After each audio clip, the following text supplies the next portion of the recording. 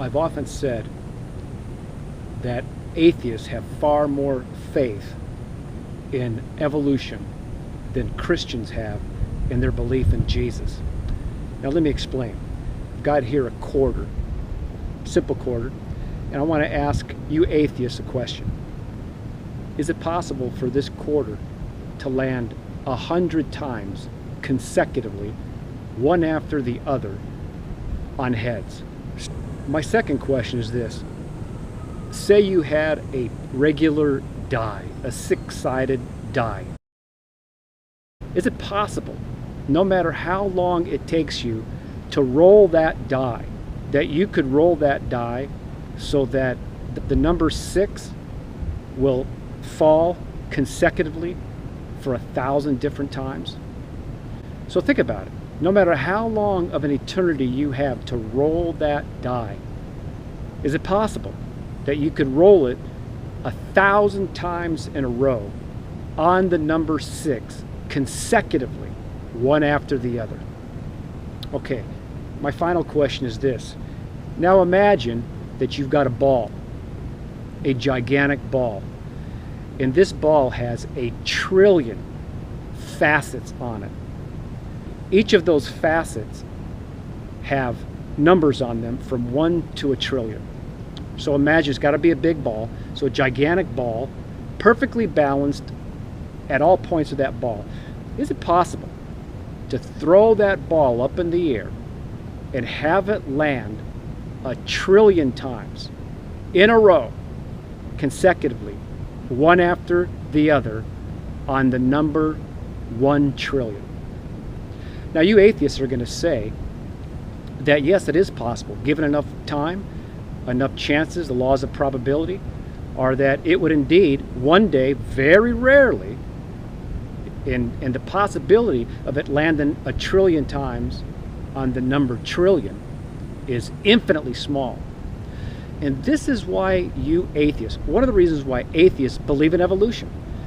Because evolution, to be true, has to take into account that over billions of years, that one single cell somehow developed through billions of years into what you see standing before you today, a man. And that through natural selection, this random process occurred so that that single cell evolved into humans, plants, birds, fish, the whole gamut. Now friends, the correct answer is this. And let's go back to my quarter. Is it possible for a quarter, flipped, no matter how long it would take to land on 100 times a row on heads? Friends, it's impossible. It would never happen. Could a die, a six-sided die, be rolled so that it would land on the number 6 1,000 times in a row consecutively? No, it's impossible. Now let's take our 1 trillion-sided ball. Is it possible, no matter how long we had to throw that ball up in the air, that it would land 1 trillion times on the number 1 trillion? Friends, it's ludicrous to think that, and it's impossible to happen. Let me ask you this next question. Since you believe that, is it possible that a man could die? And I mean dead. No brain waves, nothing. Heart stopped beating. He's dead for 3 days. Body is going into rigor mortis. He's dead. No question about it. Clinically dead. Is it possible for that man to rise 3 days later from the grave? Well, most atheists would say, well, no, that's impossible. So you see, atheists on one hand will admit that they believe that these impossible things can happen. But then they say that supernatural things cannot happen. This is why atheists believe in impossible things. Now, I wish I had the faith of you atheists. I really do.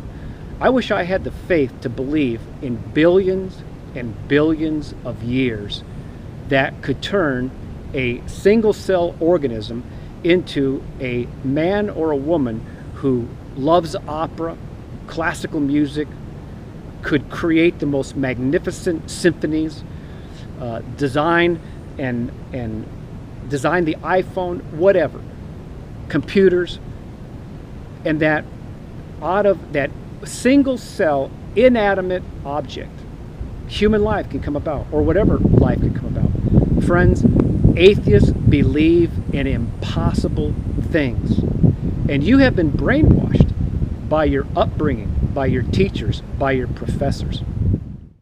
This drawing shows two different math computations for the power of 10.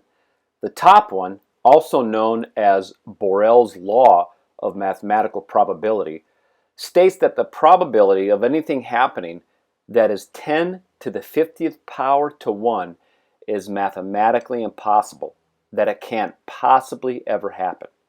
And if it did happen, it would have to be a miracle. To try to put this in perspective, 10 to the 80th power is how many atoms are believed to be in the known universe. That is a 10 followed by 80 zeros after it, or 100 million, trillion, trillion, trillion, trillion, trillion, trillion. I will talk about the bottom number shortly. The second picture shows two more figures for the power of 10. The top one, 10 to the power of 30, is the probability of flipping a quarter so that it lands 100 times in a row on heads. Though this does not reach the impossible level of Borel's law, in my book, this possibility is indeed impossible. And to prove me wrong, start flipping that quarter and comment when you are able to flip it 100 times in a row on heads. Provide documentation, of course. The bottom figure shows the probability for throwing that die and having it land 1,000 times in a row. This picture shows the probability of tossing that trillion-sided faceted ball up in the air so that it lands 1,000,000,000,000 times in a row on the number 1 trillion. And if any of you atheists think this is possible, well, again, I admire your incredible, mind-numbing faith. Please note that these math computations were done by a friend of mine who has his master's degree in math, so I'm assuming they are all correct. If not, don't blame me. And if they are off, please give him some slack, because I called him up on the spur of the moment and he immediately ran the computations without much thought. Okay, back to this first picture. The bottom probability, 10 to the 300,000 plus, is also for reference, and it shows the probability of flipping a coin so that it lands 1,000,000 times in a row on the same side. This probability I found from doing a little research on the internet, so if it's wrong, I'm not to blame.